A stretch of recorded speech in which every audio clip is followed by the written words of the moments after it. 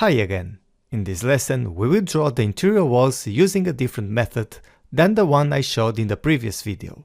The objective is to practice adjusting the wall's positions by changing the temporary dimensions. Before starting, I'm going to change the scale of both floor plans to 1/50, so these elevation symbols will be a bit smaller. And then I'm going to place them just in the middle of the floor plan. Now they look better. Change also the scale for the 0 ground floor. And for the second exercise, let's draw the walls again, but only these on the ground floor. Now, I will take this opportunity to show you how the selection area works. Click and hold with the left button. Open the area to the left side. As you can see, with this, I select every element that is partially within the area. On the other hand, if I open the selection area from the left to the right, I only select the elements that are totally inside the area. In this case, only these two walls. So press Escape and open the selection again from right to left and press Delete. Now, as an exercise, I'm going to look at the floor plan and let's draw all the walls like a sketch without caring about the distances. Just roughly, like this. But of course, use the snap points to join them with the exterior walls and also with the walls that I'm drawing.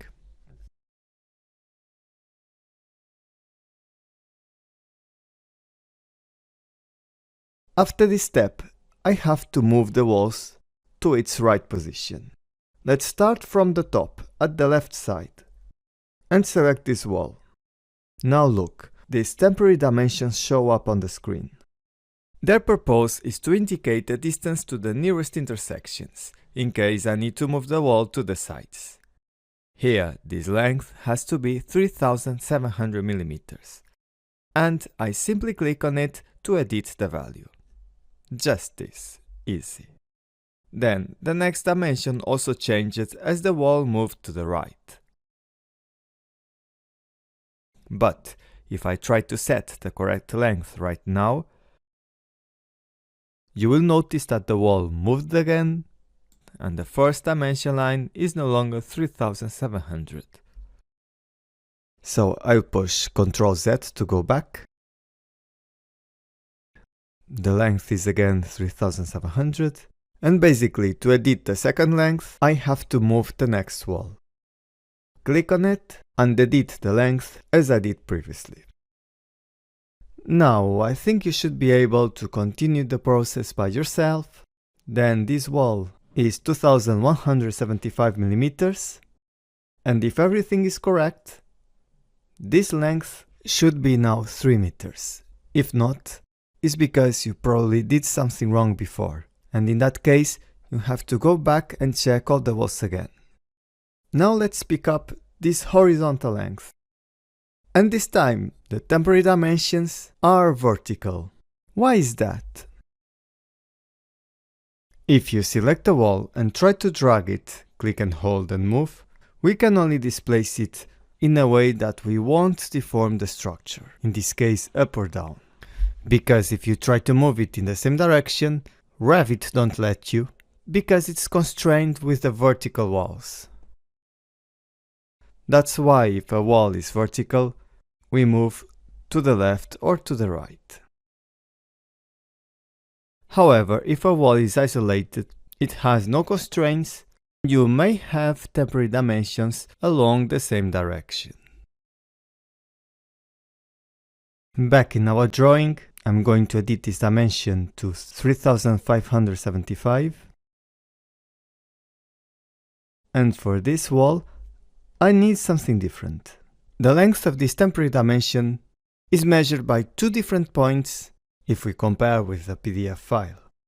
But this is simple to solve. I can click on this grip at the baseline and drag it to the other wall face. Then I can change to the length that I need.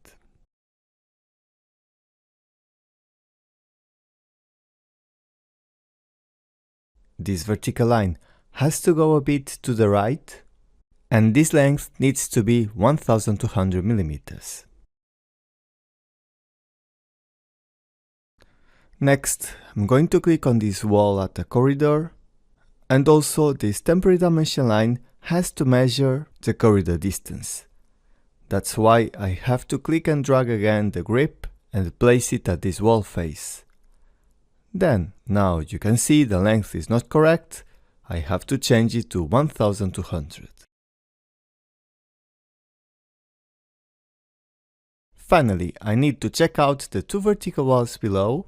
This is the first one, and the length is 2500, which is actually correct. So I can go to the next wall, and now change to the value that I need. Everything is finished, but I'm going to push this dimension to the exterior wall and confirm that it measures 5300. Remember that the last dimension has to match. Perfect. See you in the next lesson.